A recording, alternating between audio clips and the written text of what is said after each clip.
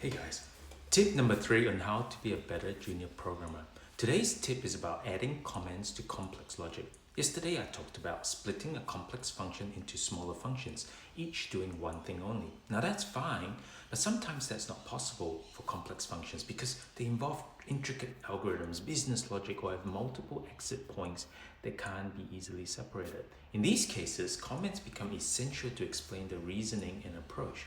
Now, one mistake I see junior developers make is either over commenting the obvious or under commenting complex logic. Comments are good for two reasons. First, they're great at describing what a group of related lines of code are doing.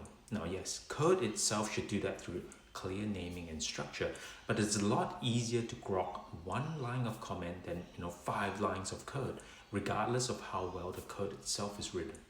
Secondly, comments are excellent for explaining the why behind your code decisions, not just what the code does, but the reasoning, the constraints, the background information that led to a particular implementation. Now, a well-placed comment can really improve clarity.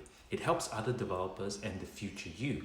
Ask yourself, does having a comment explain something that isn't obvious from the code itself? For example, instead of writing loop through users, which is obvious, write something like process users in batches of 100 to avoid overwhelming the email service. Next, reading the 5 lines of code to send the email isn't hard, but it's definitely clearer to just read, build the email, and send immediately.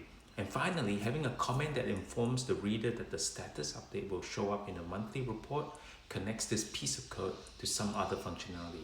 And just like that, you're a better developer. I'm posting every weekday. I'll see you tomorrow.